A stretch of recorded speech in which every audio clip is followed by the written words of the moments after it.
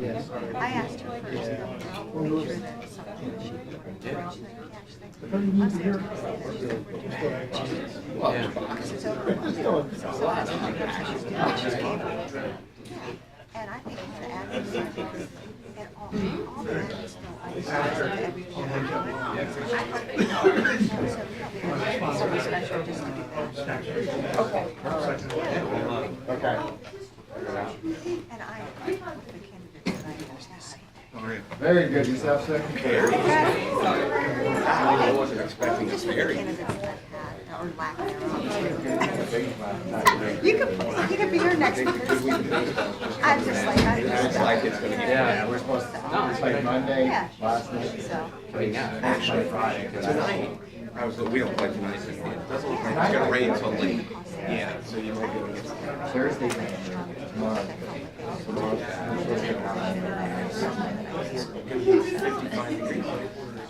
Yeah, tomorrow, Friday's not. Still trying to flash out the clock. Oh, someone's passing it. Okay. You should call them.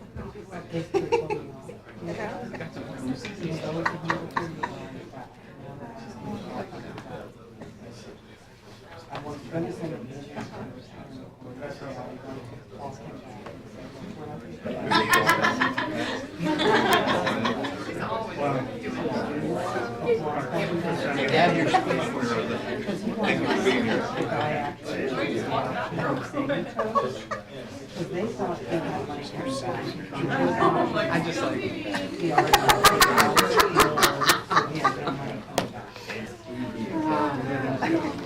I mean, he came in. If anything, just And then he was like, at this point, I was going to talk to my lawyer, Yeah. smile on his face. okay, all right, Well, as long as he was smiling. perfect. We're gonna be live. I was just thinking, I hope we're not live yet. Not yet. Well, you were recording. It wasn't. I wasn't, I was not.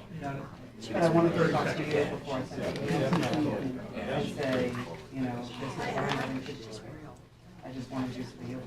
Yeah. I'm not I sending just like her, she's very I'm not personal. spending time on time. Yeah, yeah. And Like her and I just.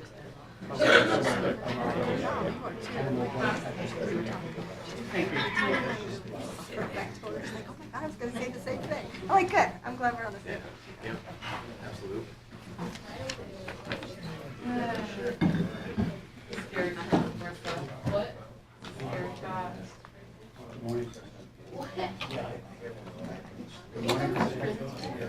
She's in her own world. She's in the zone. Oh, hi. Oh, hi. Do we know which zone? Do we know? We do not. Crazy zone. I'm not far behind, so. I figured we were probably on the same path.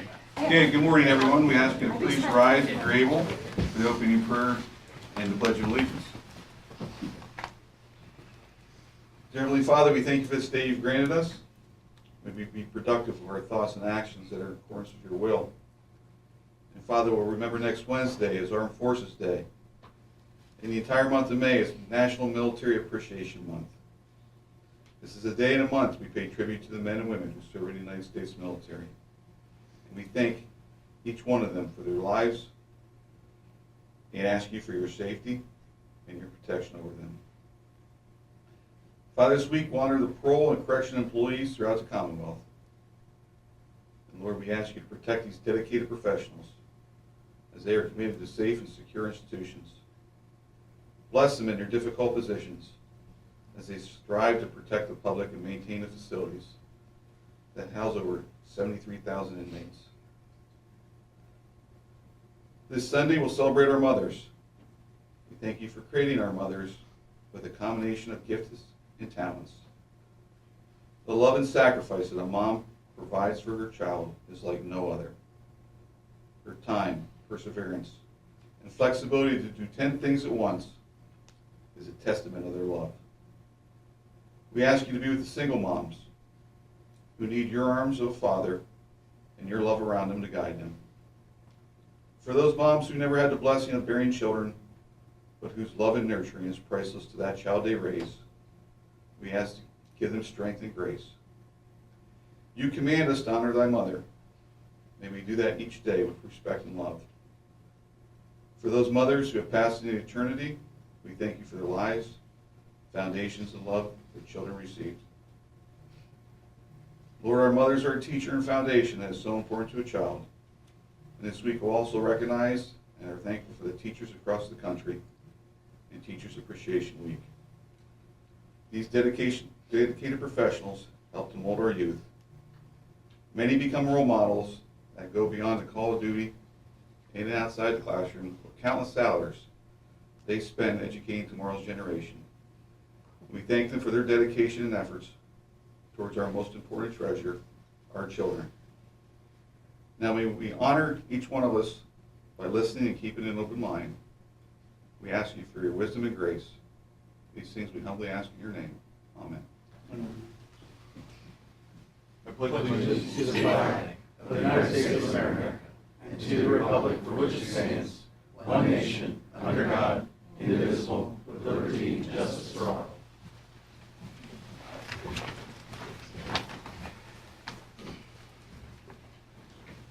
Morning, everyone. At this time, we'll convene the Commissioners' public meeting and ask for approval of the minutes of the previous meeting. I will make a motion. I'll second. All fair side? Aye. Okay. Do we have any public comment on agenda items only at this time? Any online? Okay, hearing none, we have a proclamation today. We're very honored to have the prison staff with us. And the warden would like to come up. Or is he at? He was here. He's right in front. Oh, there he is. Would you like to come up, please?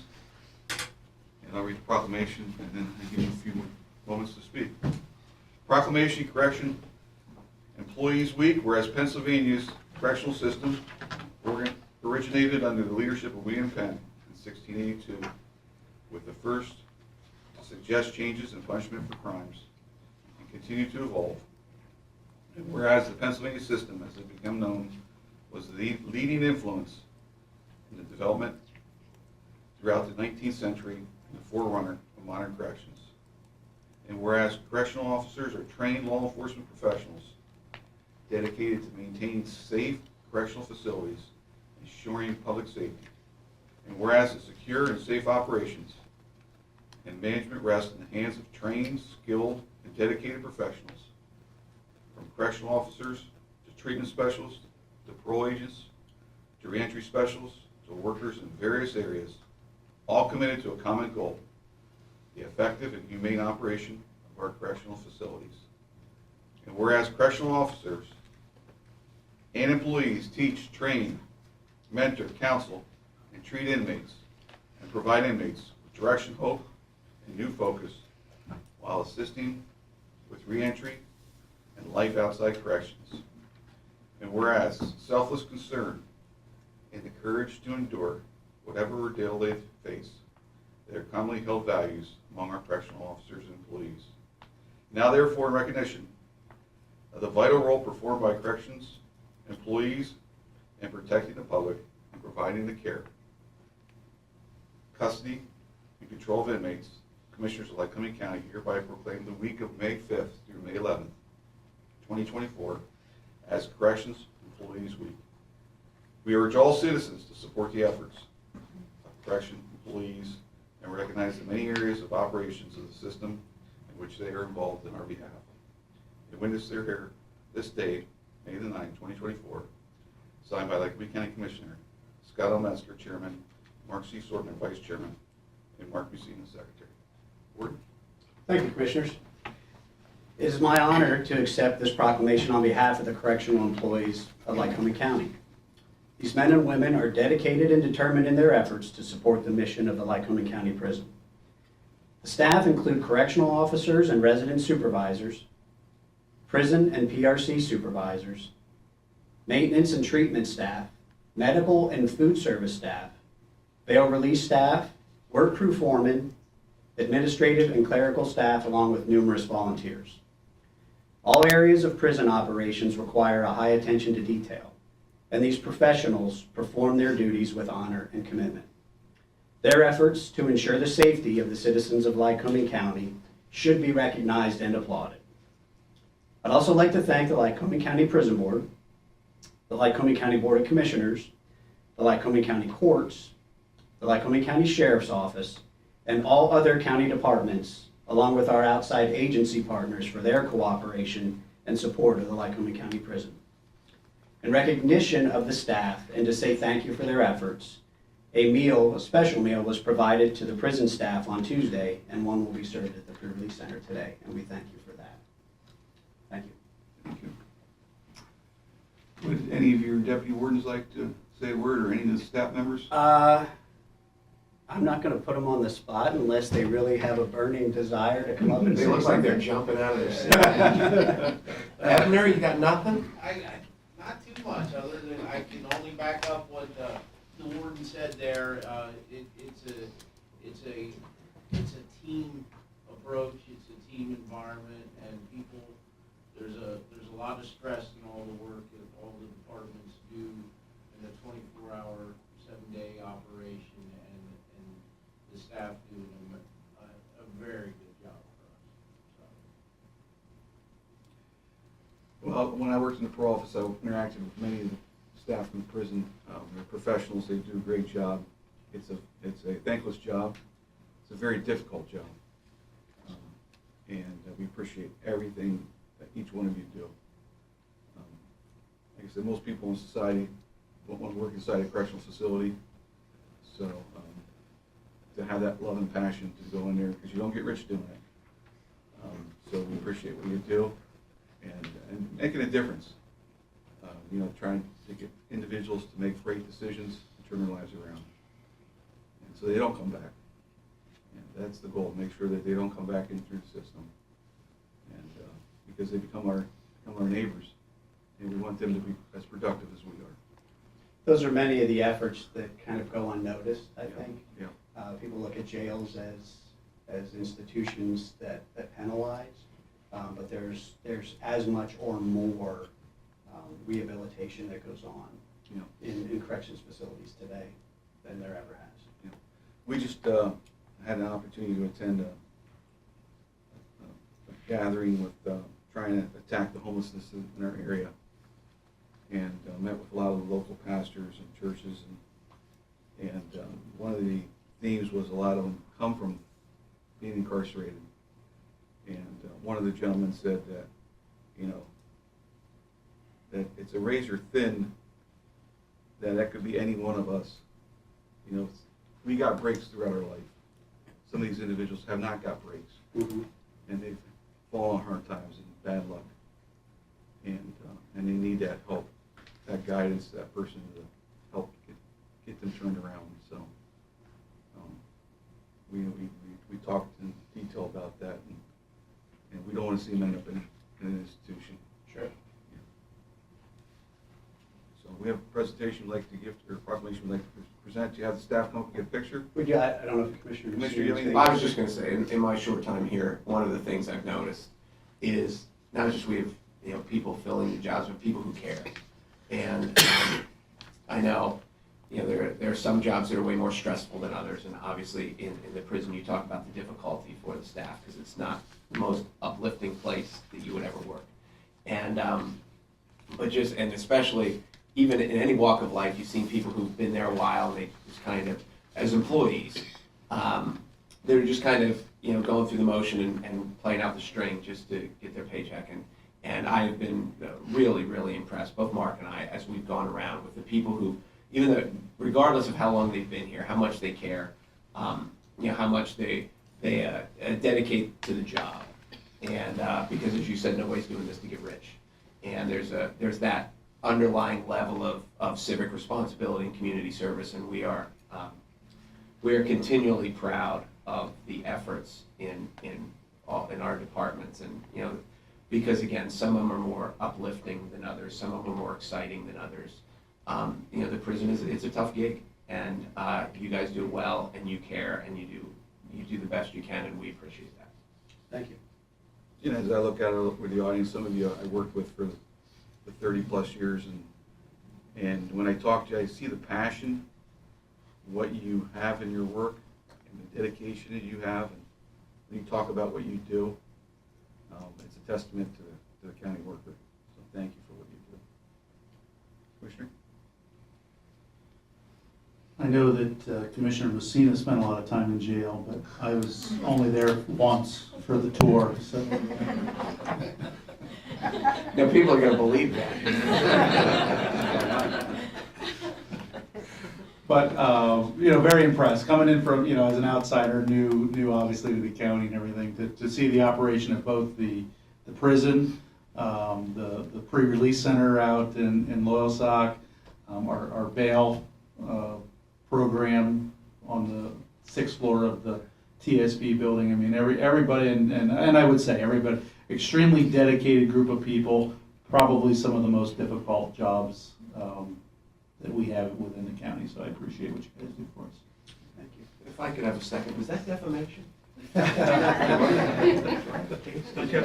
Or was slanderous because it was fake? Except Monopoly, I've spent a lot of time in Monopoly, because I'm not buying my way out of Monopoly jail, I'm rolling. We'll be there for a while. It just depends if the dice are with you or not, No, but thank you to you and your staff, and we don't know what we do without it.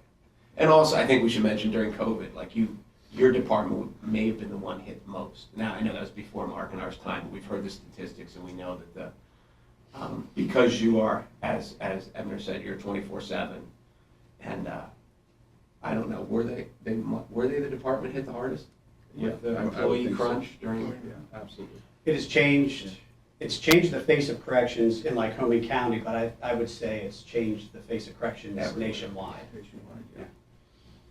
Absolutely, and we want to thank the prison board for their efforts, during that time, making adjustments to help get staff in there, and the idea is we worked as a team Mm-hmm. to help solve the crisis and the problem, and address the guards and correctional staff that they were experiencing going through it. I'm not sure how we would have gotten through it without the support of the prison board and the county in general, county government. And it's not just for COVID, it's just on a day-to-day basis. We couldn't do what we do without their support. Because we had staff working double shifts 3-4 times a week, and they had no lives, Mm-hmm. and it was very difficult. Thank you. Thank you.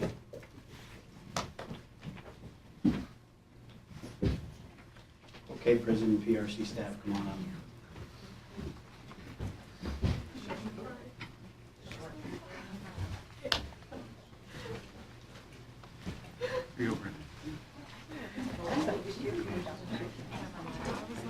I'm waving. I was like, fine, Mimi. I wondered why all these people were here, but they just want to get their picture taken. That's why. You guys want to slide in the middle where we... We'll have to do 2 rows, I gotta be in the front. Story of your life. I know. You've never been in the back row in a picture. Unless there was risers. You're right where you're at. Am I wrong? I know. You don't know which camera to look at. All of them. Okay. Thank you. Thank you. Thank you.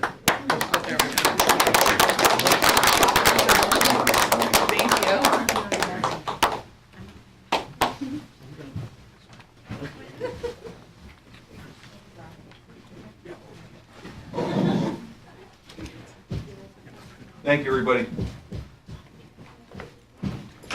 We're gonna go back to jail.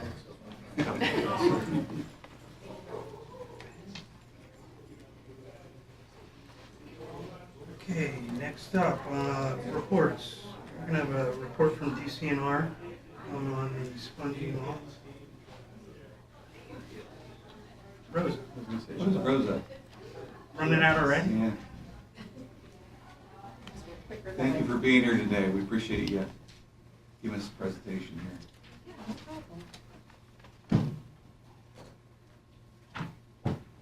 right, so thank you all for inviting me here today. My name is Rosa. I'm the Forest Health Manager for the Pennsylvania DCNR Division of Forest Health. So spongy moth is an area that we are in charge of kind of monitoring and suppressing across the state. So just to give you some background, the reason spongy moth is such a concern is because it's not native to North America. It was actually introduced on purpose from Europe in 1869 to Massachusetts in hopes that it would be a productive silkworm producer. It escaped from that person's yard and is what it is now today. It has a very wide host range, which doesn't help. So, but its most preferred species are oak trees, but they will feed on other things if there's no oak. So that's a huge concern. And because there's no natural predators, that's what causes their populations to really expand quickly with little checks and balances, which would happen with like our native insects. So here's what some of the damage that occurs and why we're so concerned about it. You can see in May, which is where we are right now, you get those little shot holes in the leaves. The caterpillars are still relatively small, so most people might not notice it. You know, the leaves are still looking green, they're still expanding. But by June, if you have high enough populations, they will eat every part of the leaf. So that's a picture from June 2007. There's no leaves on those trees, and we call it winter in June. And so that's what happens when the populations get really high. So just to go over a little bit about their life cycle, because it does matter what stage of their life they are in to understand like when to look for them and how to determine like when to treat for them appropriately. So we're really concerned with just a couple of their life stages. And I'm gonna, I don't know. So it's really around mid-April, the eggs are going to hatch. And so we keep track of that because that's an indicator of when we have to start looking for dispersal and feeding. So we're looking at that from mid-April, of course, into May. And then as the caterpillars get larger, any kind of suppression activity is done because there's not really the products we use are not really effective on the larger caterpillars, so we really have to catch them in that window of when they're small, which is the bottom right picture. Those are the first and second instars, so small caterpillars are the most effectively impacted by the products that we use. So once they go into several instars to get larger and larger, and then eventually they'll pupate and then turn into an adult. So that happens around July to August, and then obviously when they're adults, they don't feed anymore. Their primary purpose is to mate and lay eggs, and that's what we start seeing in like August into September. Then the rest of the winter, the rest of the year into the winter, they're just egg masses. That's how they overwinter, and then the cycle starts all over again. Next slide. Okay, so do you guys think this is a spongy moth? I'm going to say no. Okay, great. Correct. We get a lot of calls. Those are not spongy moths. Spongy moths don't produce any kind of nest, but we do get calls. People get worried that they're a spongy moth, but just, you know, that's oftentimes a native caterpillar that we have that do look similar, but they're not spongy moths. So we're pretty fortunate in that there are suppression and control options out there for this insect. You can go to the next slide. But first, we have to talk about like the many steps that happen before we can even implement a program, a suppression program. So for DCNR, we are tasked with surveying the whole state. And so each year in June into July, we fly the majority of the state with an airplane, and we digitize any type of damage, mortality, defoliation. And then we ground truth. We can't ground truth everything, but most things that are on state properties, we will try to ground truth to confirm that what we're seeing from the air is what's actually happening on the ground. So the blue lines are flight lines. That's how the plane is flying. We have two people in a plane, and they're digitizing on a tablet what they're seeing from the air. And then on the right, you can see that's our damage map. And the red is spongy moth. And then we have other things like frost was really big last year. So this all happens like a year before. This all happened June of last year. That's what predicted what we would be implementing now. So all this starts like a year ago. So you can see, oh, sorry, it's kind of cut off, but last year, the acreage impacted by spongy moth was over 400,000 acres across the state. It sounds like a lot, it is a lot, but in 2022, it was over 800,000 acres. So we are kind of on a downward trajectory, I hope, but it's definitely site-specific. So the populations are moving away from the west, so our western populations have kind of crashed, but we are seeing a little bit of decline, I'm going to say generally in the central area, but it is kind of moving a little more south, and the northeastern area is just starting to increase a little bit. Go to the next slide. So once we fly and we digitize and we confirm, we then start doing egg mass surveys, and we can only do this obviously once the eggs are hatched, once the eggs are laid. And you want to do this as soon, like as quickly, as close to as when they are laid, because old egg masses will stay on a tree, and you don't want to miscount or overestimate the populations. So when they're freshly laid, you can see there's a female in that picture on the top right. That egg mass is like a darker tan color. It looks very firm. Once they hatch, they get kind of ratty looking. They have holes in them, but it does get hard to tell, especially if the egg masses are high up in the tree. How we measure egg masses is we use a 1/40th acre plot, and that just means we're just taking a sample, right? So whatever we find in that sample, we multiply it by 40 to get how many egg masses per acre. Our threshold is anywhere from 250 to 500 egg masses per acre. That will trigger or initiate a concern for us to say, hey, we might need to implement a suppression program. To give you an idea of what that means, that's only 12 and a half egg masses found in that plot. It's about an 18-foot radius plot. So it's not a big plot. It might have 1 or 2 or 3 trees. If you find more than 12 and a half egg masses in that plot, that's enough to constitute a suppression program. So it's not a lot per plot, but we have been finding like hundreds of egg masses per plot, which equate to thousands of egg masses per acre. And so that's when you have that huge population that we want to try to prevent. So that picture on the bottom right, that's surely more than 12 egg masses on that single tree, so those are high populations. So we take our egg mass surveys, and for the most part, they are concentrated in August to September, but we do continue to track, we do continue to survey for egg masses because we collect negative data also, and that helps us track, like, as the populations are increasing, it helps us track, like, well, last year were there egg masses in the site or not, so that's valuable to us. But we prioritize areas that we know are issues. So again, last year it was that central part of the state and the northeastern part. Again, we have a threshold that we look for and ensuring that we're not counting last year's egg masses into our counts. Then we take that information and we work with the districts, the forest districts, and we draw what are called spray blocks. And so those are all drawn based on a lot of different factors. It's typically like species composition, but also flyability for the aircrafts. So we can't have something that is shaped really weird where it would be difficult for an aircraft to safely apply the products. All of our blocks for DCNR go through an environmental review process, and that's to ensure that we are not impacting sensitive areas or non-target organisms or anything like that. And then we also have to obviously make sure that we have funding secured as well as a contractor selected. And all that happens usually in October, if not earlier. So as soon as we kind of have an idea, like, yes, we're going to need a program, that all starts to kick into gear, having the funding and a contractor.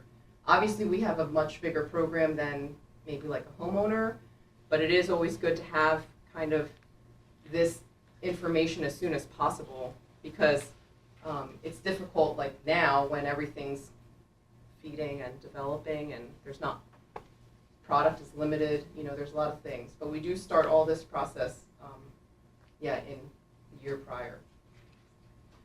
So we use two types of aircrafts, fixed wing aircrafts and rotary aircrafts. We use both of these. The fixed wing is primarily for those larger blocks. They can cover a larger area much more quickly. Their tanks are larger, so they can carry more product with them. And then we have a rotary, and those are for like smaller blocks. Like if we have state parks that are smaller in acreage, might be a little more defined, and they have more maneuverability, but they can't carry as much product. So we have both of those to kind of optimize the areas that we have, and we determine our start date based on caterpillar development and leaf development. So the caterpillars, they have to, like I said earlier, they have to be those really young caterpillars, but they can't be too young because when they first hatch, they're more interested in dispersing, they're not feeding. So you don't want to apply the product and when they're not feeding. But you also don't want to do it too late to where even if they consume the leaves and the product, it might not be as effective. The second thing is leaf development. So you need to have enough leaf surface so that when you're spraying, the leaves will come in contact, the product will come in contact with the leaf. If the leaves are too small, then obviously the product is going to go through the canopy, and it won't be on the leaves.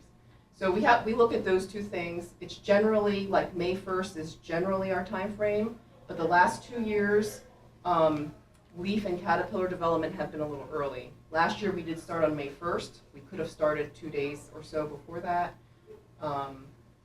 This year we started on April 29th. So that window, it all depends on how those things are developing. All right, and then we use two primary products, BT and Mimic. We are very selective on which product we use in which area. So BT is a biological agent. It is formulated from bacteria that's naturally found in soil. So it's a bacteria that when the caterpillar consumes it, it affects their gut. And it really only affects like I said, the younger caterpillars. As the caterpillars get larger and they consume BT, they just get a stomach ache and then they continue feeding. So that's why that window is really important. Mimic is a growth regulating product, and it's called Mimic because it makes the caterpillar mimic its need to molt to the next stage. But this product affects its ability to do that properly. So as a caterpillar is trying to molt, because that's when it consumes it, that's what it's making it do, it's not able to, and then it'll die. So very similar. It has to happen the earlier the better, but that's how those two products work. They're very specific to lepidopterans, which are caterpillars, and they're very specific that they have to be consumed. So it's not a contact type product where if you have certain types of caterpillars that might be there, but they're feeding on something else, that we're not targeting, they won't be affected. So it has to be consumed, it has to be at that specific stage, and it has to be on the hosts that we're targeting, which are oaks for the most part. There is another BT product which is organically certified. We don't use that because it's cost prohibitive. We're able to, and nobody's consuming oak leaves, so we don't. But it is available for anybody that might want that as an option. All right, so sorry, these pictures didn't come out great, but so our treatment's effective. I mean, we've been implementing a suppression program since 1972, and the methods that we utilize have been vetted and improved and continue to improve each year. But the products that we use, you can see when we do our aerial survey this coming June and July, we can see like where the spray blocks were and then outside the spray blocks. So I tried to, the Mimic one's a little difficult to see, but you can see on the left side, that's where we sprayed, and then kind of in that middle swath is where we didn't. And then the BT, you can see that block pretty clearly, and then the areas around that were not. Okay. Now for smaller acreages or individual tree treatments, we don't implement any of that type of treatment, but we have been trying to keep up with options to provide to private residents or anything like that. So pretty recently, drones have come into play where they can aerially apply on smaller properties. They can even do individual trees, but I think the last I heard they could go up to, I don't know. I mean, 1 acre I think they definitely could do. I'm not sure what the max is, but you'd have to I call. can speak on that. Oh, wonderful. And then the individual tree treatments, you'd have to contact like a licensed arborist or something like that where they would apply it to each tree. And then on our website, we do have a list of licensed aerial applicators. You can look on there and try to find somebody that you could ask questions or provide you a quote. All right. There's also these options of like putting burlap bands around your trees or scraping and crushing egg masses, in the winter. Those are all options. Both of these you do have to kill the insect, like just scraping the egg mass isn't going to do it because if the egg mass lands on the ground, they'll still hatch. So you have to actually scrape them into a jar of like alcohol or soapy water, and same with the caterpillars. Like the burlap is not going to kill them, it's just to trap them, and then someone has to go in and scrape them into like a bucket of soapy water or alcohol. But those are things that can help. There's also biological controls that do occur here. The first one, and these are fairly effective at controlling the populations. The only thing is it's really dependent on the environment and very difficult for anyone to predict. So I can't predict, like last year after our aerial survey, there's no way that I can predict like, oh, in May we're going to have a cool wet spring. We don't have to do any suppression. We just can't predict it. So you have to prepare that like these things aren't going to happen. But when they do, it's great because it really does knock back their populations. So the first one is a fungus, Entomophaga. And because it's a fungus, it needs moisture. And it needs moisture during certain times of the year. The last few years, we have not had a cool, wet spring. It's been wet before the spring, right before the spring, but then it dries up. This year, we'll see what's happening. I mean, it's been raining a little bit more. We'll have to see if the fungus becomes more active, but definitely the last 2 years, that was not the case. So there was no fungus impacts of caterpillars. The other one is a virus, the NPV virus, and this one really needs high populations to spread. So can anyone think of another virus that spreads easily when things are close together and the recommendation was to distance yourself so it didn't spread so quickly? So it's kind of the same thing. This is really, it's kind of counterintuitive, but it really is the most effective when you have really high populations because then they're able to kind of spread that virus between each other. So it doesn't work when you have low populations or building. You kind of have to wait till it's like really bad before that becomes effective. All right, so what are we dealing with here? I mean, Pennsylvania has a lot of forested acres. Almost 17 million forested acres in Pennsylvania, split amongst multiple ownerships. It's a lot. We, from the DCNR, oversee the suppression on our state forest and state park lands, which is a little more than 2 million acres. The State Game Commission, they implement their own separate suppression program, which is currently ongoing. And then obviously any other ownerships, it's kind of on their responsibility to implement any kind of suppression activity. We do have our agency, we do have a logistical capacity, and that has to do with primarily our staff, budgets, but also which vendors are available. So we do get limited sometimes with how many aircrafts that we are able to kind of oversee. And we've kind of hit that max the last couple of years because we are in an outbreak cycle right now. So we try the best we can to provide as much information to the public, to any other landowners, on information on spongy moth, and how private homeowners or landowners can implement their own program. So we do have a document on there, a guide to conducting a spray program.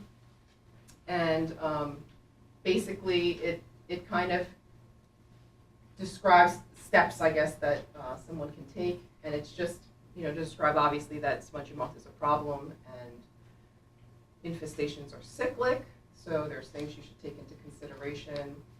And the counties, municipalities, and landowners or homeowners associations have the options of organizing suppression programs aimed at protecting their trees and minimizing nuisances. All right. So like I said, there are guidelines on our website. And really, I think the most critical step or part of it is to have a project coordinator, because it does get challenging when there's like landowners and they're all independently trying to organize a suppression program. It's always better to have the larger area that you have, the better for both the aircraft, probably the per acre cost, and for the efficacy of suppression. So for instance, if you have a 10-acre property and all your neighbors around you don't spray and you do, and it's a high population, there's a high likelihood that the caterpillars that are adjacent are going to blow in to the acreages that you sprayed. And so those are things that we consider too when we select our spray blocks. We have to think about the blow-in, because we don't want to spray something that's like narrow and long, where blow-in can really negate our efforts. So it is good to have a coordinator that can kind of oversee and organize the suppression activities.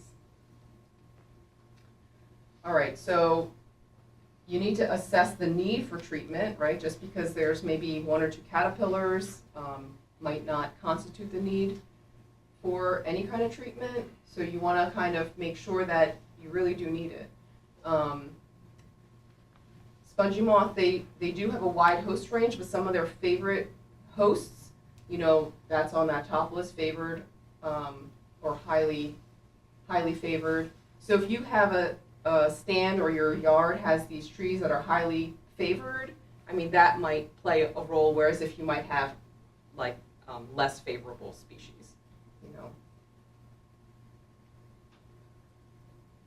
And then, of course, you want to confirm that it is actually spongy moth that's causing the problem, because there are other caterpillars that look similar, that might be munching on your leaves, but you just want to make sure that you are looking at spongy moth and then doing that egg mass count to see if you have enough. Because when you have fewer egg masses, their defoliation isn't enough to cause problems. If you have less than that 250 to 500 egg masses per acre, they'll still feed, but there's just not enough of them to cause really any damage. So, all right.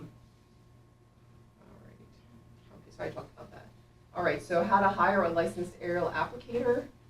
And this is really just for like the more larger properties. With the drones, it is, and maybe you can speak afterwards, you can get to a smaller acreage, but it's definitely finding out what the minimum acreage requirement is. I think for anything that's like under 50 acres, you might be limited to helicopter or drones. A fixed wing is just not going to be able to get to that area effectively. And then you want to select which product you would like to use. Maybe call a few different applicators to get price quotes, find out what they can offer. I just talked to a homeowner yesterday, and he just had his 19 acres treated last week. And the company he used, he said, they told him, give him a call if it didn't seem like it would work, and they'd come and reapply. I thought that's a pretty good deal. So you want to call around and get an idea of what they offer, and their prices, of course. And with any kind of aerial application, especially the larger ones, it's best to kind of get that situated as early as possible. Because like I said, for larger areas, the product is limited. And then also, the contractors are also somewhat limited in certain areas. So there's not like a ton of aerial applicators available to do this kind of work. All right, so it's kind of a timeline of what to do. The first step is probably to figure out if there's who the project coordinator is. If it's just your property, you own 200 acres of woodlands, you know, you're probably fine to be your own project coordinator. But if you live in more of like a community or a neighborhood, maybe it's your homeowners association or communicating with your neighbors, how we can put this all together. And then doing an egg mass survey to make sure that you have the thresholds that are high enough to constitute a program, the need to do it, because it is an investment, and obviously you don't want to have a suppression program if it's not necessary. And then of course finding the funding, securing funding for it. The cost will vary per acre depending on how much acreage you have. So that's why it's always better to have a little more acreage if you can. And then, so let's see, keep the communities informed. Anytime you do aerial application, there's other limitations, like obviously you don't want to spray over people or school buses. And the spraying really should be done in May when the caterpillars are in the first or second instars and oak leaves have grown large enough. So in this area, I'm going to tell you, we have already started spraying. The development is there, and so the window is really narrowing every day that the trees are not being sprayed. And obviously the longer that you wait to spray, the more the caterpillars are eating the leaves. So the point is you want to find that point where the caterpillars and leaves are large enough that you can spray, but then you don't want to extend it too long to where they're getting bigger and they're actually defoliating and damaging the trees, So typically our operations end in June, and we usually end in the northeastern part of the state. So probably in the next week or so, we'll be finished up in the central part of the state, and we'll be moving on to the eastern part. So just to give you guys a timeline of the development that we're seeing on the grounds in Lycoming County. So I just put this on here, not that I'm going to read off of it, but there are additional resources online, a lot of good information. So if there's anything I didn't cover or there's other things that you're interested in reading about, you can visit those websites. And so does anybody have any questions? Yes? When you're spraying, do you recommend people stay indoors because of the exposure possibly to chemicals? So the products that we use do not require that, but we do inform people that we are spraying, and it's up to them if they want to seek refuge. The only thing is with Mimic, we are required for workers to not be in the area. So but otherwise, it's very specific to caterpillars, and so and it's applied at such a fine mist that the amount for a person, but we do always give people the option. It's not mandated though.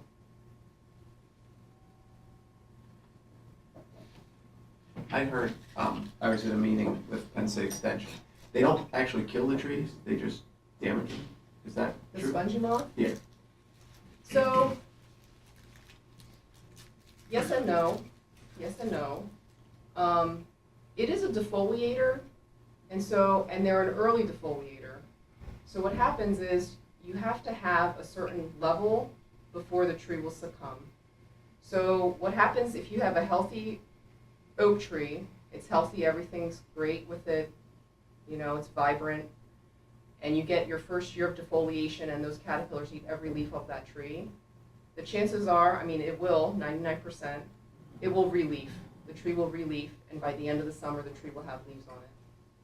The next year, let's say your tree comes back, it looks great, but then again you have another year, the caterpillars completely defoliate your tree. There's a lesser chance that it's going to fully come back, but it'll probably come back again. It's using its resources. The third year, the same thing happens again.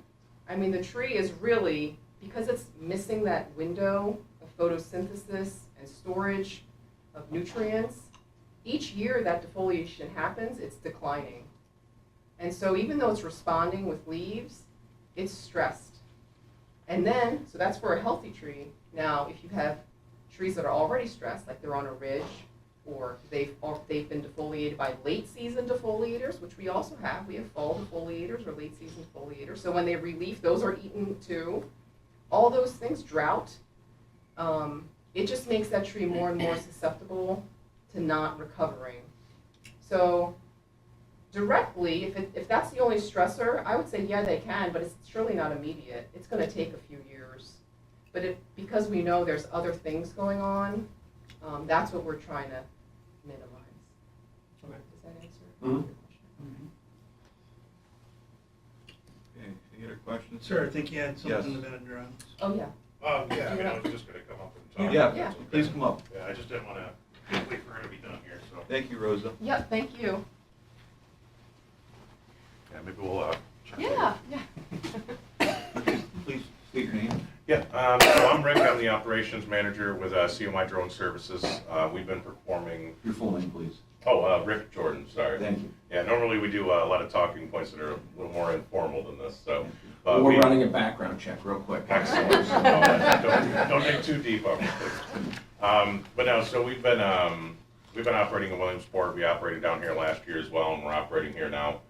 We have 487 clients booked currently all across Williamsport, and we're just I've been asked to actually come here to speak with you guys to kind of raise awareness, both for, the private sector and the public sector. So with the drone technology, as Rosa was mentioning here, we're more geared towards smaller acreage. So we don't do hundreds of acres at a time. I think we can do 50 acres roughly, but it's very specific conditions, hill, terrain, and all that stuff. But primarily, we're here to kind of help with the individual homeowners, smaller parks and things like that, where you wouldn't necessarily be able to fit a helicopter in there, especially in a city-type environment. Nobody wants a helicopter blasting right down in their areas for just one little tiny plot. So drones are kind of a perfect scenario for that sort of situation. Drones are also been proven to be more effective than actual helicopters and airplanes, primarily because our prop wash is pushing the material kind of through the canopy as opposed to kind of just coating the top of it. So we've been seeing a 0 to 10% defoliation effect by the end of the season, which has kind of been confirmed with the DCNR last year. But we're also very smaller operations.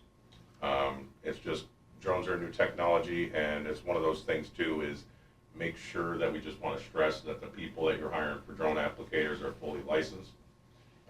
These days you would think that if somebody's advertising that they are doing this sort of thing that they're fully licensed and vetted. Unfortunately, that's not true with drones. There are several unlicensed operators operating across Pennsylvania that I know of, and we just want to make sure that everybody's doing this correctly and safely and not getting ripped off basically by an unlicensed operator who doesn't know what he's doing essentially. We're fully licensed in New York, Pennsylvania, Vermont. We've been the groundbreakers basically for spongy moth control for the past few years now. We primarily use 4A, 48B, and it's very safe to be using spot treatments right around people's houses. Today we actually were just spraying up in Cameo Estates in Grampian Heights because just a couple of their trees are ready, but the other ones are still kind of really tiny. So we were able to have the flexibility to go in and hit just those 1 or 2 trees as opposed to doing the entire area. So that's kind of what drones are offering for this type of service, is just flexibility, affordability as well. Helicopters, they want a 50-acre minimum. And if somebody comes in with 2 acres and can't get all their neighbors signed up, well, they're just going to get skipped. Instead, they can call us, we can come out, just do those couple of acres. And because of the product that we use and the way that we do it, those 2 acres, we have pictures of being perfectly green and healthy, and all their neighbors look like wildfire went through. So it's very effective. Yeah, that's kind of my speech here. We're kind of in a hurry as well. We got more spraying to get done. But yeah, was there any questions? You have an office here? Absolutely not. Our office is our pickup truck and the Airbnb that we have up in Cogan Station. Where are you headquartered? I know you said 3 states. CNY, so Central New York. We're up in just close to Utica. Okay. It's about a 4.5-hour drive from here. And that's where we're based out of, and it kind of puts us in a perfect kind of trajectory to handle all these areas. And can you just repeat the name of your company? Yeah, CNY Drone Services. And they can find you on Facebook, they can find you online? Yep, so we have a website, of course, cnydroneservices.com. We are on Facebook, not much for social media stuff, so it's there, I guess. We have some videos, but yeah, primarily we can use Google. I can tell people now that we are pretty much booked up for this year. This is more to kind of just raise awareness and, you know, just probably for next season, because at this point we're slammed. So, any other questions? Appreciate you being here, thank you very much. Absolutely, thank you guys. Yeah. You're limited where you can fly with your drones in residential areas too. Fly with FAA rules, am I also correct? Yes, so there are definitely restrictions involved. We have exemptions for a lot of those regulations. You know, we've applied for relief for them. We also work in controlled airspace, so we get the correct authorizations. We work directly with ATC for the Williamsport Airport for this particular area. I think his name's Frank, I can't remember, but yeah, we basically, you know, kind of work it out with them and notify them whenever we're doing these type of flights in their airspace. Any other questions? Excellent. Thank you. Matt, would you like to say Thank you, guys. on behalf of the Conservation District? I think they covered everything pretty well. Perfect. If you have any questions, we're here to try to help. DCNR is probably the best resource, but we'll do what we can. Absolutely. Cool. Well, thank you very much. Thank guys. you, And thank Thank you. you, guys. And Rosa, thank you so much for being here today. Oh, yeah, no I know you had problem. to juggle your schedule and Yeah. be here in person, and we really Yeah, I'm glad I was appreciate, able to work that out. really appreciate, because it's a huge issue in our area, and it's not been a good year so far, and, you know, people are ending up at hospitals and medical providers, and our foliage, we love our trees, and we don't want to see them lost. Yeah, yeah. So, thank you so much. You're welcome. Commissioners, I'd like to read a comment online that Yes. pertains to this. This is from JP Molino. I've sprayed with the 910 airlift wing in Youngstown, Ohio for 33 years, and she is right on point. Our unit gives a conference to the entomologists every year for certified of fixed and rotary wing. BT was our chem of choice. Okay. Thanks. Okay. Do you gentlemen have any comments or questions? Okay. Moving on. Alan.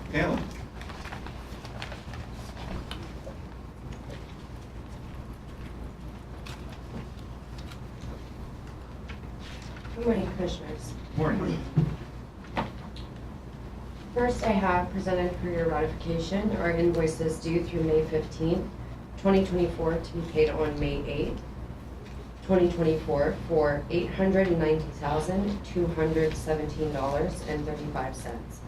The breakdown is as follows, with 42.02% being funded by the general fund at $374,085. 17.71% is being funded by Act 13 grants at $157,700.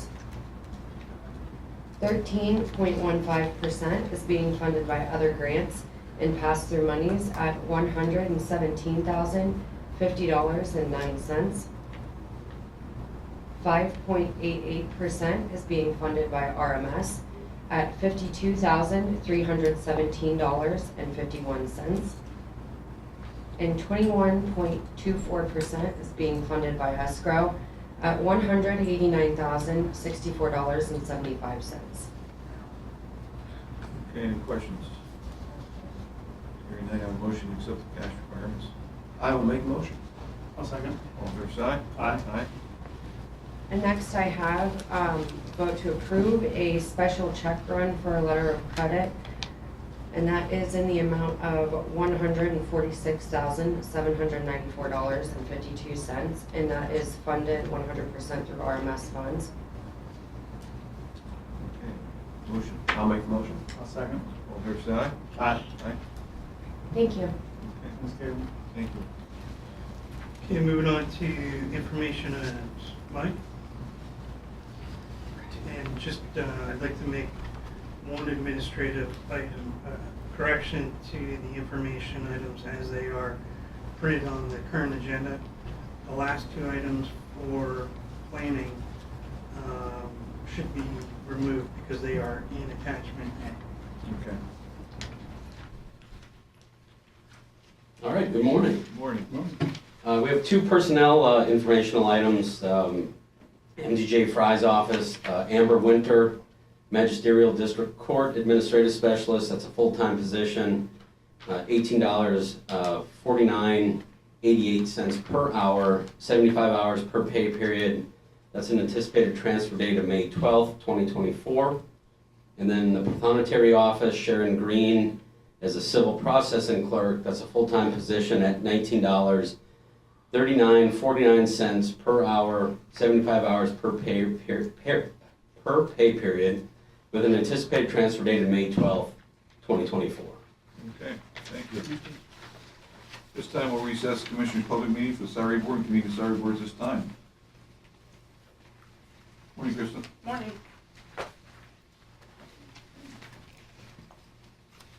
First item is to approve the April 4th salary board minutes. Have a motion? I'll make the motion. I'll second. All fair side? Aye.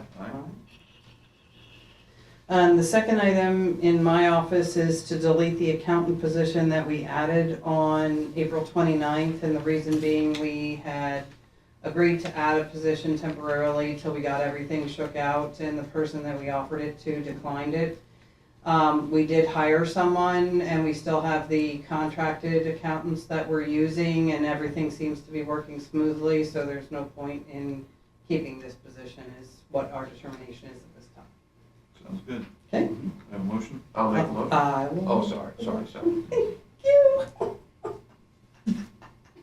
I will apologize. And make a second? Can I do that? You're allowed. If I'm not gonna get reprimanded, I will make a second. All fair side? Aye. Aye. Thank you. Thank you. This time we'll adjourn the Salary Board and reconvene the Commissioners' Public Meeting at this time. Personnel actions. Good morning again. Morning. Personnel actions in the prison. Christopher Schaefer, correctional officer, full-time replacement, $20 per hour, 80 hours per pay period, anticipated start date of May 27th, 2024. Also in the prison is Robert Geary, correctional officer. He's a full-time replacement of $20 per hour. That's an 80-hour per pay period, anticipated start date May 27th, 2024. The Conservation District, Seth Dangle, dirt and gravel roads technician.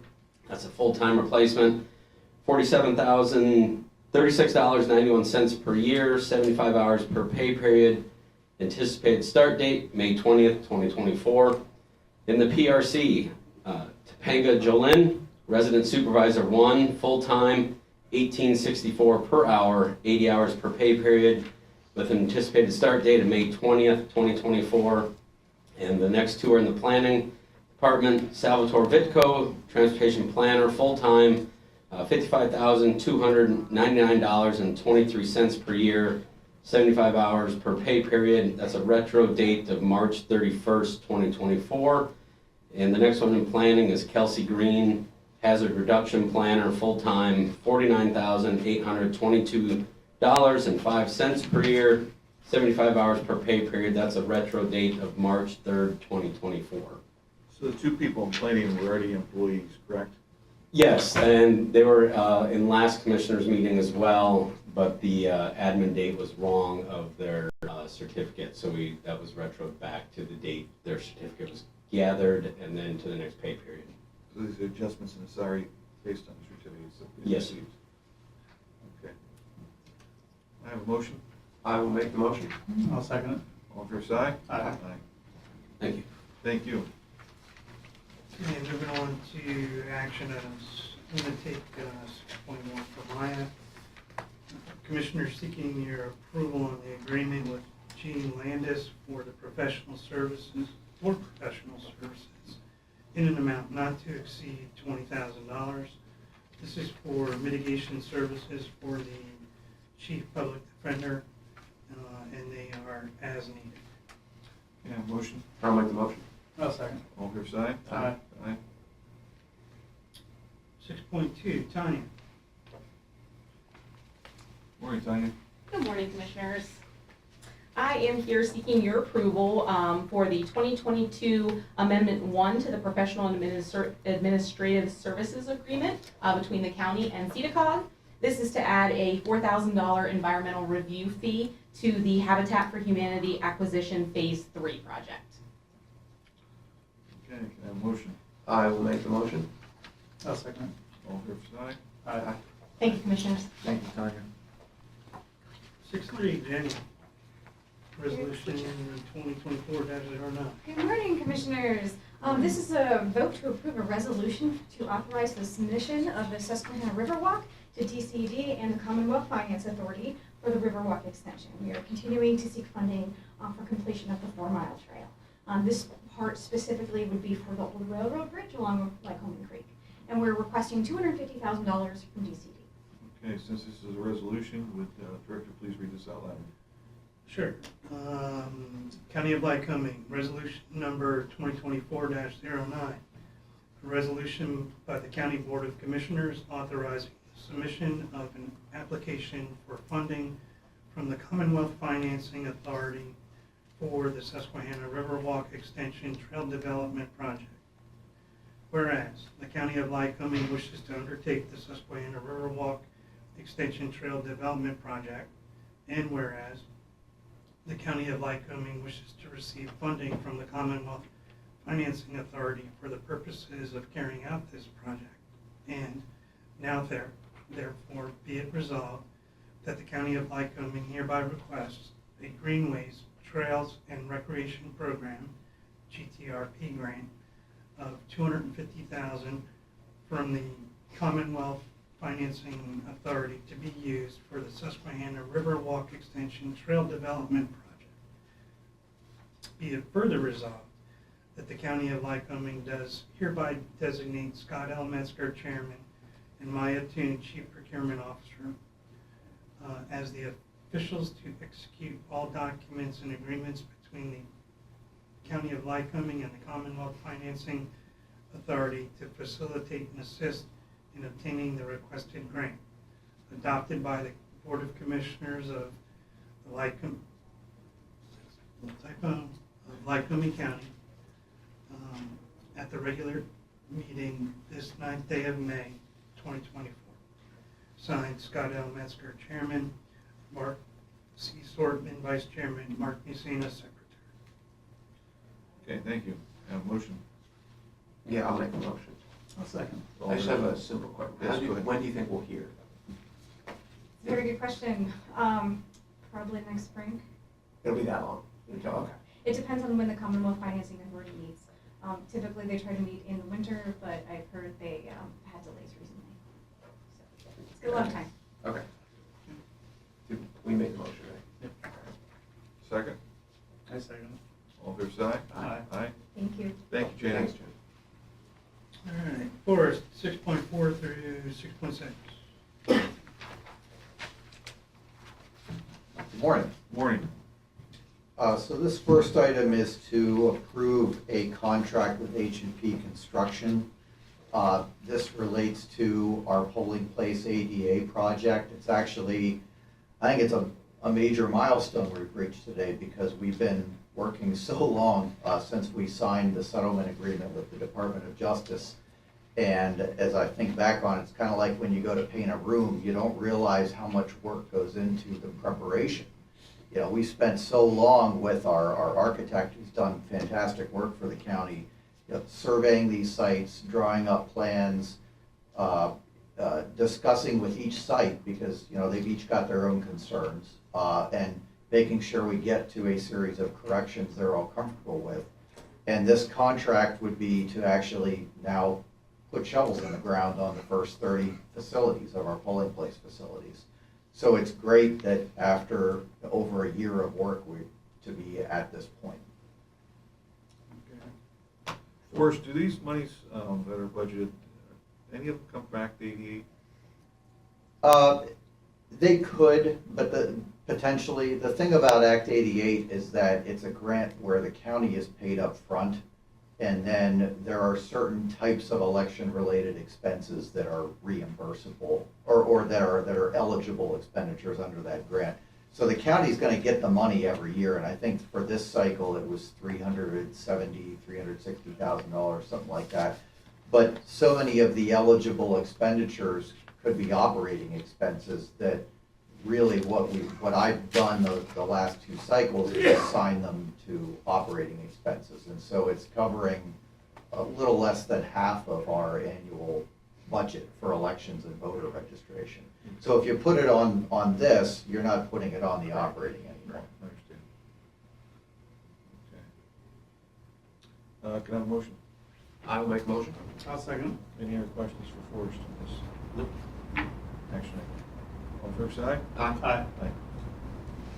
Aye. The next item is a proposal from Clear Ballot. This would be to replace batteries that are inside our 90 precinct scanners. So these scanners, they were purchased back in May of 2019 when we got this voting system.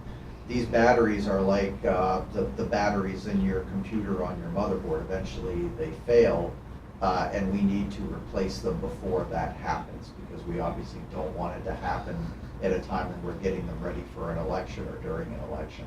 So the Clear Ballot will have staff on site, they'll open these up, we replace, it's like a coin cell battery, like a watch battery, and every precinct scanner will get a replacement. Would these be done before the fall election? Yeah, it'll be, we're planning, I'm planning to do this and the next item at the same time over the summer in July. What do you think the fall election will be busy? Yeah, it should be better than the primary, I think, yeah. Although, you know, the primary, you always kind of regret when there's low turnout, because there's so much work that goes into planning an election, regardless of how many people show up, with the facilities, the workers, everything. But on the converse side, then it's gratifying when you get a November presidential election where everybody does turn out and you didn't get dressed up for nothing. Okay, have a motion. I'll make the motion. I'll second. All fair side? Aye. Aye. Comment. Yes, Tom? Comment. Yes. I have a question about the Tony, batteries. could you just please state your name? Yeah, Tony Cooper, South Williamsburg. Thank you. I have a question about the batteries. The batteries you're describing as CMOS batteries are designed to keep the memory intact whenever the main power is removed from the unit, correct? Actually, these batteries are mostly just for the ability of the scanner to retain the date and time. So when it prints, when it prints a report, it's going to correctly report the date and time that actions were taken. So these are very similar to the ones you can find on a motherboard, like we were describing, the small watch batteries, pill batteries, that sort of thing. That's correct. Is there 90 units? We have 90 precinct scanners, yes. So that comes out to about $54 per unit to replace that watch battery. There's labor involved, so it's not a simple process to open up this equipment and perform the work. And so Clear Ballot staff will be here, it's projected they'll be here for about 3 days, maybe 4 days on site in order to do that work. So the total cost captures not just the cost of the materials, but also the labor. And probably travel between locations. That's correct. Okay, any other questions? Thank you. So the last item is to approve the purchase of replacement Dell PCs, and this also relates to the voting system. So these are very specific models of Dell PCs that are part of what are referred to as the trusted build, which is a long schedule of hardware and software that the EAC, the federal EAC, issues as part of its certification for a voting system. Originally, when we purchased the system, again, May 2019, we had PCs that are used for the results reporting, for designing ballots, for the central scanners that we used. But all of these laptops that were part of that original purchase are now 5 years old, and it is not possible to get extended warranty any further, and so we need to replace it with new hardware that has hardware coverage, so that if we had a problem, we can have someone out there very quickly to address it. So that's what these purchases would be. And as with the CMOS batteries, the cost covers not just the cost of the computer, but for Clear Ballot staff to be on site for several days, doing the install, configuring them, making sure our data is migrated over. And this would be done at the same time as the batteries for the scanners. Forrest, would these two costs be good examples of Act 88 funds being utilized? Yeah, I think both of these are actually going on Act 88. There's 8 or 9 different categories of expenditures relating to elections that Act 88 grants permit the money to be used for, such as voter registration, expenses related to pre-canvassing mail ballots, expenses related to maintenance of voter registration records. So we conduct several voter maintenance programs during the year to try to make sure our rolls are as clean as possible. Those expenditures are eligible.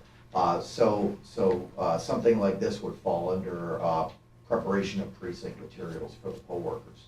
And our payments to poll workers are eligible under Act 88. I think our check run for the poll workers, either it's going out or it's very close to going out. That's about $80,000 to $90,000 per election. And of course, they delivered for us again in the primary. They do a great job, and those expenses are now covered. Thanks. Okay, thank you. All right, motion. I will make the motion. I'll second. All fair side? Aye. Aye. Thank you. Bruce does a very good job. Yeah, thank you. Very Forrest. underappreciated. 6-7, Kenny. Morning, Commissioners. Morning, Ken. This is an agreement, or I'm asking for approval of purchase with Lesnar Commercial Doors for passage sets, lock sets for 3rd floor. This is in TSP. Yes. Yeah, okay. And we're very close to making our move. Really close. Yeah. So we'll have a few Thursdays left in this room and be across the street in the future. Getting close, that's for certain. And then joined by the adjoiner, no pun intended, I guess. Shortly thereafter. Yep, correct. Everything's still well on schedule and moving forward. Okay, thank you. I see him working on the windows every day. Yep. 3rd floors have been repaired. They're doing the drywall work on the inside as we speak. Great, thank you. I have a motion. I will make the motion. I'll second. All fair side? Aye. Thank you. Thank Jen, you. I'd like to make a comment too, that you talked about it the other day, but when you sit in my office and look out and there's a stone wall that has not been cleaned, and the stone walls that have been cleaned, what a huge, huge difference. So people won't recognize it once it's done, so I wanted to make the comment in public that what a huge difference, and thanks for getting that accomplished. Anytime. Really cleans it up nice. Thank you. All right, 6-8 through 6-10, Jason. Morning, Jason. Here's the anchor leg every time. He's the anchor. Good morning, Director. Commissioner 6.8, approve the amendment to the agreement with Myers and Earl for the 2024 prices. So Myers and Earl is our geological firm that we have on an as-needed basis. If we're doing any tests or something, of course, when we get into new cells or we go to look at soil samples or anything, Myers and Earl is one of them that will help assist us with that. So basically, the increases look to be about an average of 3.92% increase, anywhere from like 3.5 to 4.5, averages out almost 4%. And this is just an as-needed basis when we use them. Okay, motion. I'll make the motion. I'll second. All fair side? Aye. Aye. Commissioners, 6.9, vote to approve purchase of 3 new 2024 recycling containers from Eagle Truck Equipment, in the amount of $40,452. Commissioners, we budget every year for recycling containers for the County of Lycoming's drop-off system. Typically, we either repair what we can or we utilize them for something else. We haven't purchased containers in some time. These are grant refundable. They are purchased through CoStars, but we have been using up some containers. We just utilized one that we had for our battery recycling program, so that took one out of our fleet. So this is a budgeted item, all 3 containers for 2024. Recommending your approval. Okay, motion. I'll make the motion. I'll second. All fair side? Aye. Thank you. Commissioner 610, vote to approve the purchase of a 2024 skid steer and bull hog attachment in the amount of $152,909 from 5-Star Equipment. This is a John Deere skid steer, and this will have a special windshield and everything, so with the brush hog attachment, so it gives us the ability to go in and clear some rough stuff out, or brush out our ditches, our fence rows and things like that. And there is no trade-in on this.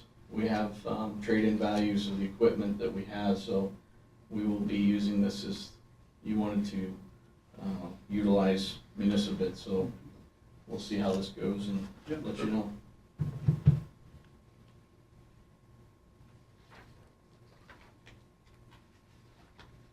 Okay, a motion. I'll make the motion. I'll second. All fair side? Aye. Thank you. Thank you. Commissioner comment?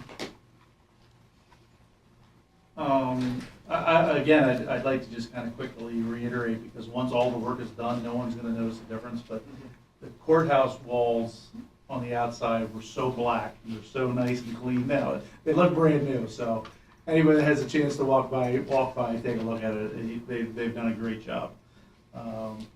And the only other comment that I want to throw out is, you know, the previous Board of Commissioners put together a program for a housing initiative, and there was grants that went along with that.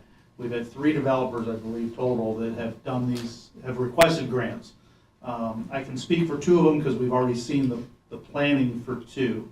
One is out Warrensville Road in Lowestoft Township, which is going to be a high-end, probably $400,000 plus homes. And the other one is in out Poco Farm Road, also in Lowestoft Township, which is going to be also $350,000 to $450,000 townhomes. In no way does that grant for low-income housing. The grant is for infrastructure to create market value housing. So I can't reiterate that enough. The people that are coming to apply for this are applying for infrastructure. It is not a grant to supplement housing costs. And then we have the one down Wolf Township, Hughesville.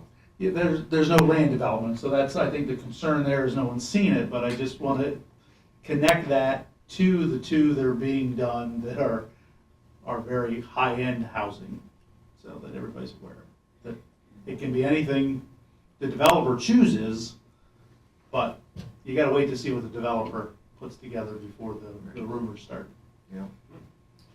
And again, the reason why we did this, the previous board, was through our ARPA meetings, meeting with developers, realtors. They identified there's a housing shortage in Lycoming County, as there is across the nation. And a lot of our individuals that were relocating to Lycoming County for employment, we spoke to the CEO of UPMC, they were going to other counties and live and commuting because they couldn't find adequate housing in Lycoming County. So we spoke to the developers, the realtors. Usually there's 650, 750 houses on the market. That was, at that point, it was as low as 125. And it was a major concern. So they said, the developers were saying, we can't put developments in, it's just not affordable. There's no room for a profit. If you can get us to the curb with the cost of goods and all the other costs associated with, if you can get us to the curb, we can do development. So we did the infrastructure, and that's the intent of the program, is to get them to the curb, and then they can take it from there, the water, sewer, roads, stuff like that. And then we've had several developers approach us, and if this all works out, we could have approximately 400 new homes, just in these three developers that have come to us. And what that does, that increases our tax base. New homes bring new residents and new taxes and increase our tax base. And as the cost of everything goes up, we need to grow our population. We need to grow our tax base. Every time somebody leaves or something's torn down, that tax base gets put back on the next person. A good example is the mall, the tenants of the mall. There's no tenants down there with the exception of a few. And as we talk to how it affects everybody, especially down that area. Those water and sewer rates that used to be absorbed by the mall now are not there from those tenants. Those costs gets passed on to the customer. So therefore they have no other choice but to raise their fees. So there's a ripple effect as we lose customers, as we lose housing. So we need to increase that and keep costs down and increase that tax base. I think it's an excellent point when you say that we could possibly have 500 new properties on the tax roll that are currently empty pieces of land. Not farmland, at least the two in Loyalsock, I'm not sure about down in Hughesville, but the two in Loyalsock are not farmlands, they're just empty pieces of land. Yeah, it's not farmland down there. And so it sounds the same as Hughesville, so it's, you're not taking something away from agriculture, and yet we're adding property tax, which helps everybody as we spread the bill across. I just want to say, this weekend, this doesn't have anything to do with economic development or anything, but this weekend is a special thing. At least it's special, I think, to me and to a lot of the people in the area. It's the Backyard Brawl, which is a traditional baseball tournament they've had at Bowman Field for 30 years. It's gone on for a long time. It's Williamsport, South Williamsport, Loyalsock, and Montoursville. And it's just one of those things when people complain about the struggles in life or the things that are going wrong, and people are quick to complain about the things that are negative. We're so blessed here to have certain things, and Bowman Field is one of them. It's always been a historic place. It's the second oldest active minor league ballpark, but now with Major League Baseball going there to play, it makes it even more special. I got to play there when I was a kid. I know Scott played in Bowman Field, and now Mark and I's kids, weather permitting, they're going to play there this weekend. They played there last year, but it is just one of the neat things about Lycoming County that if you're here and you're from here, you just take it for granted, like, oh, there's Bowman Field, but there are lots of kids all over this country who never get to play in a stadium that big leaguers play in. And Aaron Judge is going to play in that field, and it's just one of the neat little caveats that makes Lycoming County special. And I just hope we keep those things in mind when we do look at the negative, because the economy's tough and times are tough, and I get all that. But there are many things that make us blessed to be Lycoming County residents. And again, this weekend will be one of them if it stops raining long enough that they can play. But the weather does not look cooperative, but it's just neat that the kids get to go out there and play. And it was neat enough when we were kids just to be able to say we play in Bowman Field. Now to say that the big leaguers play there every year too, it just makes it a special little thing that most areas don't have, and we're lucky that we do. 98-year-old ballpark, second oldest one in the country, regarding the minor leagues. Ross Federals will be here by the end of the month. Okay. Public comment. We ask you to please keep your comments to county issues and keep your comments brief. Thank you. Good morning, Commissioners. Good morning, John. John Sharman, Lycoming County resident. And Mark, once the 7th was Johnny Unitas' birthday. Was it really? Yes, it was. I didn't know that. And you're talking about Bowman Field, I'm 75 years old tomorrow. But I can remember when they put lights out at Bowman Field, they come from the polo grounds. I heard that. Correct. And Roger Maris one time played a ball game in here and went for a fly ball and went through one of the fences. Really? Yes. Like Bob Bailey. Yep. And I got to see the Mets in here one time with early 60s with Yogi Berra was the third base coach and refused to sign autographs. I won't tell you what we called him, but with things. I want to thank the commission. Let me get my cheers on, please. I want to thank the commissioners, first of all, for the actions they took on getting the ball rolling here in the correct direction on Washington with it. One couple of the statements kind of disturbed me a little bit with everything. One of them is Lavelle said, we tried multiple times to get funding for the project, Lavelle said, noting that the process has reached as far as the Department of Transportation's desk for consideration. Our major drawback was the fact that we didn't have the project fully engineered and we didn't have the environmental permits at the time on hand to get started. I know this is going back a ways, and maybe the question you can answer or not. Why did we go making a presentation to the state for Washington Run when there was not a full engineering done on it, the environmental, the proper paperwork put together when they done it? That is a question that we could have Shannon Rossman here at the next meeting to explain. I'm not trying to place any blame on anybody. Right. And I'm not putting blame on them because Yeah. I know they've worked diligently on this project for years. Even before Shannon got here, they've been working on it. But Yeah. if they went to that, and to say that the estimate is current at 7 million, that was 7 years ago. And had they gone before the PennDOT at that time with the proper rate, with their guns loaded, okay, maybe it's the wrong expression to use. However, could have saved the taxpayers probably about $2.5 million. Because if you take an estimate of $7 million, that at 5% every year for increasing goods, services, and everything, that amounts to almost $2.5 million. So which makes right now, puts that estimate up at about $9.5 million.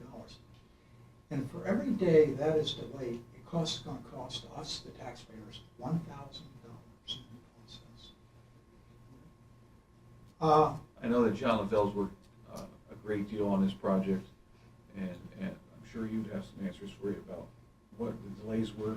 They've applied for numerous grants. I understand that, but it's upsetting. And I think you know this is passion. Right, and I understand, I hear that, John, but I would like to have them here Okay. to explain why. I might not be here, but at least I can look at it. Yes, absolutely, because I'm sure the reasons are justified. Commissioner, They the both only do a thing great job. I'd add to it is that, you know, like any of these challenged areas, the scope of the damaged infrastructure changes as you start to investigate it, and that's kind of what happened here. As we started looking at it, the more pieces were added to it to actually repair and replace. Similar to the levee. Right. Where it's constantly It's a changing. good example. Yep. What you have in Jersey Shore is starting above the YMCA, running down across the Lingles building, across the Lingles parking lot. That is all underground. Then it runs part way down through Jersey Shore open.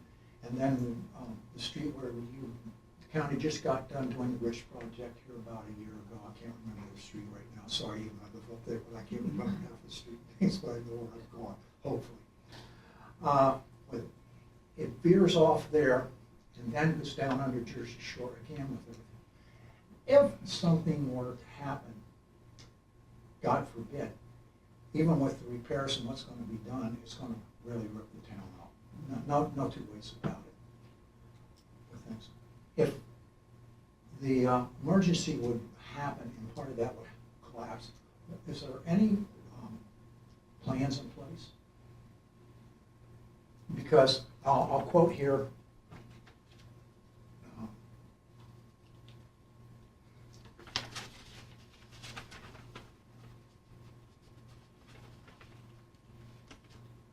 Pages don't want to cooperate.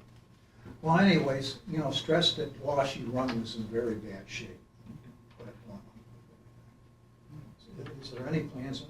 That's something you're gonna have to talk to your township supervisors. Yeah. Or borough council, I mean. Yeah, but also this is involved in the county in I this. understand that. So, But ultimately, it's the borough council that would make those, okay, all right. you know, those emergency plans. We could assist them, but Yeah. we're not gonna step on the borough council's No, toes. I'm just getting some things going. Right. Mr. Sorman, to address your comments about housing, with the number of businesses coming in here, which are mostly, I'll call them hamburger joints, that $300,000 to $400,000 is going, for the average person in Lycoming County, it's going to be out of reach for them to purchase a home. We need affordable housing, is what we need in this area. $400,000 is not affordable on somebody on hamburger wages. Thank you. So John, what I would the reason I made the comment is because there's so much negativity of affordable housing. So everybody thinks because they got grants that that it becomes low-income housing, and there's a lot of negativity going along with that. That's why I made the I comment. understand that, but still, I'm bringing out the fact that there's not been much employment in this area. Okay, you're having a problem with jobs. And most everything coming in, and down in the oil sock, there's nothing but hamburger flipping jobs. And $300,000 and $400,000 houses are out of the existence for people like myself, elderly people, and people out here working 2 jobs and raising kids. Don't disagree with you, but we got to get our neighbors to not be so offended by moderate income or low income housing. Yeah, well, it's only a certain group that raises them problems, but I won't bring up the name.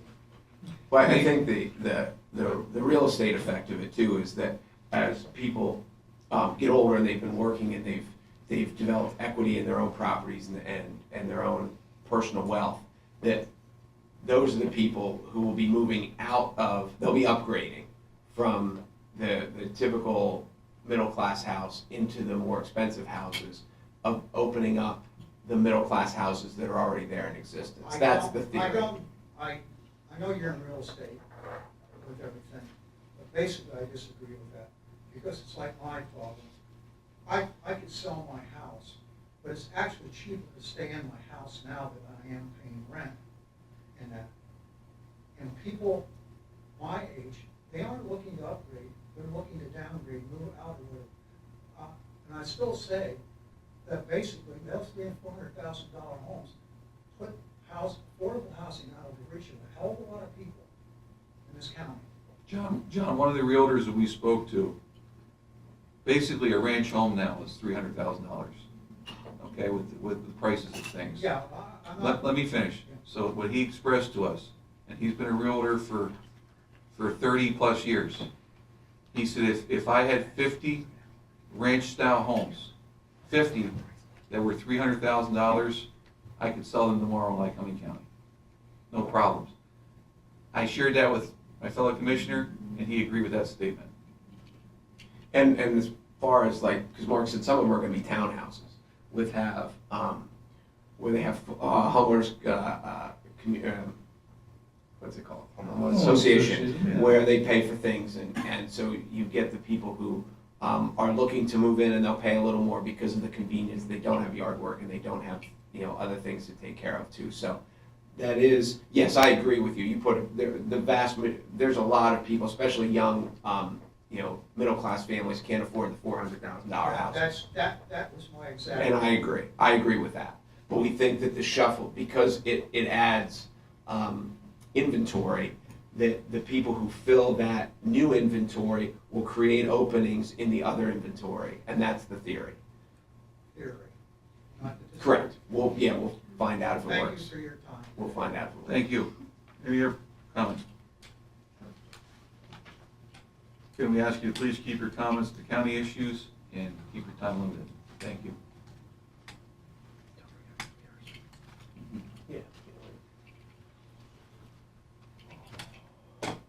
Morning. Morning. Tom Adams, Williamsport.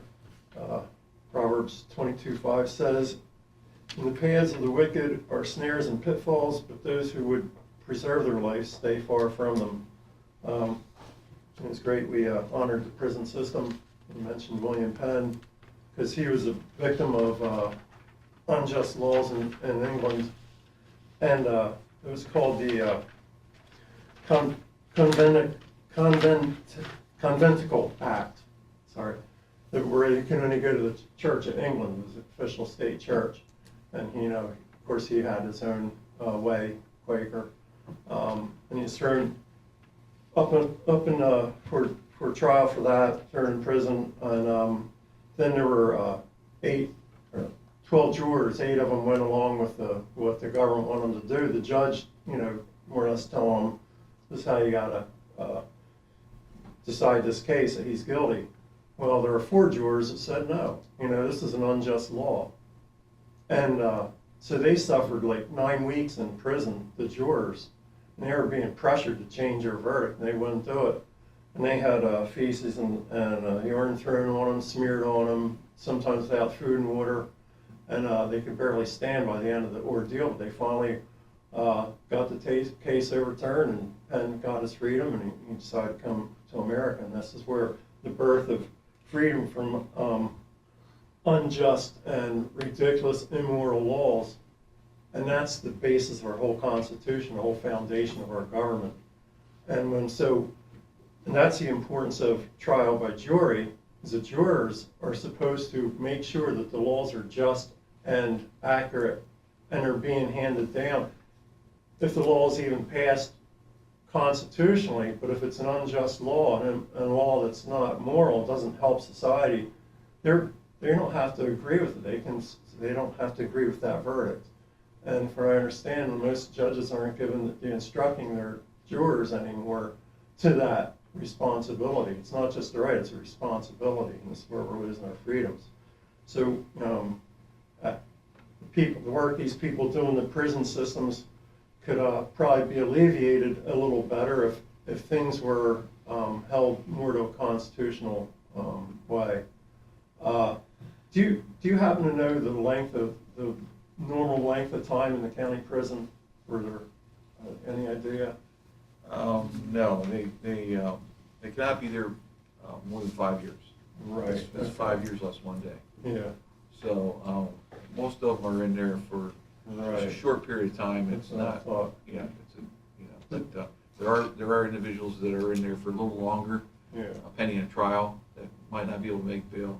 Mm-hmm. But the intent is not for long stay. Right. So does that does that help prisoners actually reform if they know they're going to get out within a certain amount of time, or is it better? I don't know how you frame that, because some people, I see some crimes that are committed they're in for, and I kind of think, well, it should be in there longer based on the crime, and sometimes with the trafficking crimes. Mm-hmm. Does that just incentivize them? I can wait this out, and do you think that's a problem, or I know they work on these people, but well, the courts try to move the cases through as quick as possible. Yeah. And again, there's a lot of factors involved in it. Right. Emotions and whether the person wants to take something to trial or plead guilty, or there's a lot of different factors involved. Yeah. But I think, Tom, if you're asking, is it stressful to them? I think it is. Oh, sure it is. So I think the sooner you can move them, Yeah. the better mental health is there. Right. That's true. Yeah.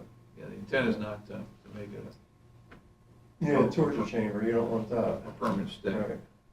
And the goal is to try to get the individual Right. On the right track so that they don't come back to the system. Right. Okay, can I ask Forrest a question? Yes. So with the mail ballots, are there any other safeguards you have into verifying absolutely the addresses and the people that are sending them in? Well, when someone applies for a mail ballot, that application is not going to be approved unless you can link it back to a valid voter registration record. Mm-hmm. So they have to be a registered voter in the first place, which means they registered at an address in the county where they stated that they reside. They provided us with identifying information that we run through state databases to see that there is a cross correspondence between a date of birth, the DL or social security number they gave us, and date of birth. And when they apply for the mail ballot, all that gets checked a second time. Right. And then it gets linked to their voter registration. So that means that when we get a mail ballot back from somebody on the back end, it's because we have a paper trail all the way back to the beginning of an envelope with a barcode that ties to their registration record, an application they signed that matches their record, and all of it is logged in on their voter registration record. So, the idea that there could just be mail ballots coming into counties in plain brown envelopes and we open them and count them, that couldn't be further from the truth.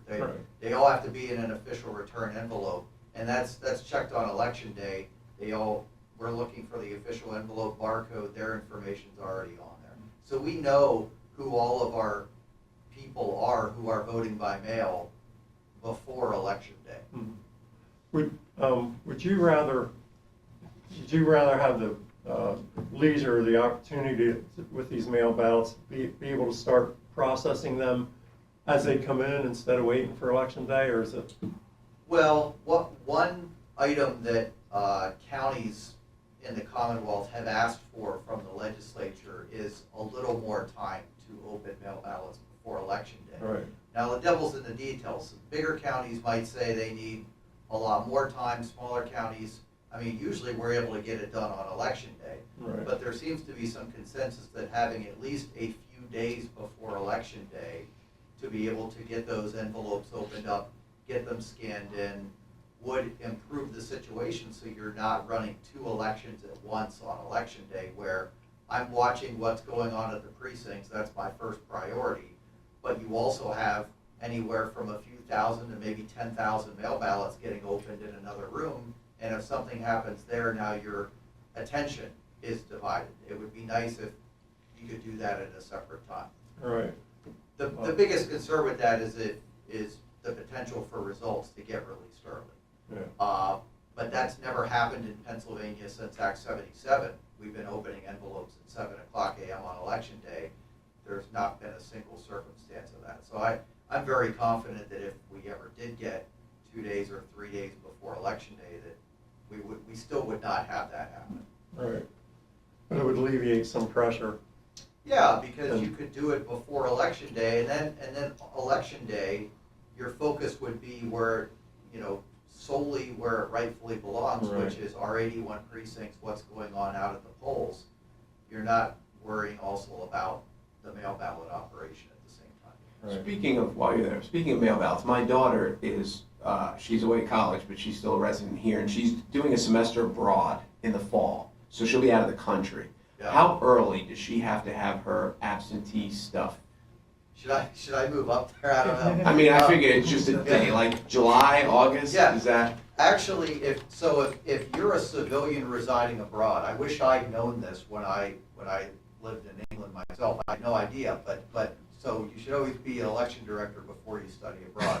But there is a different application you can use. If you're uniform military or you're a civilian residing abroad, you can use what's called a federal postcard application. You can turn that in any time. You can use it to register to vote and apply for your absentee ballot. And it means that you can actually get your ballot sooner than most other people would. She would get an absentee ballot 45 days out from the election instead of the normal 30 or so. There's a chance it could be unofficial. There's a chance there could be something that's incorrect. We're sending it at the time that it is, the state that it's in at that time. But if there was a change, then we send a follow-up. But this is important for military who can be deployed in locations where they don't have good mail. They could be somewhere remote. We have civilians they could be studying abroad. We have people who are missionaries in some real kind of out-of-the-way areas where they don't have good internet connectivity to do things online or to get mail delivery. So that application gives them an extra window of time to get squared away. Thank you. Yeah. Thank you, Forrest. Yeah, Thank you, Tom. Any other public comment? Anything online? 3 additional ones online. Truth Seeker. Was the new position created for financial department a budgeted item for 2024? What department do they fall under or answer to in your operations flow diagram? And then, again from Truth Seeker, to clarify, I believe it was a position given to the Director of Procurement.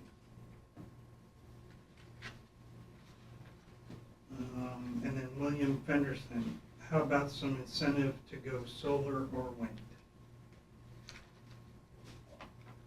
So the position would have been the accountant one position that was in the one we approved a few weeks ago. The controller's office. And what we're doing is she says that now she does not need that position, so that's being eliminated. And it was never actually filled because the person turned it down. Mhm. And then she realized that she didn't need it after all because of the contractor that we're working with and other adjustments she's made in the office. So I got one more that just. that's my take of it. That was my understanding. Yeah, I understand. Same. Yeah. Okay, Harper will try. Anyone concerned with contamination of US elections would do better to worry about the impact of Citizens United than any sort of stop the steal tinfoil hat wearing cons. Okay. That's it. Thank you. We'll be adjourned. Our next meeting will be Thursday, May 16th, 2024, 10 a.m. Thank you, everybody. You know, the tinfoil hat. You would look good in it. Mark, the application I mentioned is on the voter services Okay, site. so you guys, your seat. That she could get. I'm gonna head right out there. Postcard application. Okay. See you, Chris. Have a wonderful weekend, everybody. Hopefully it stays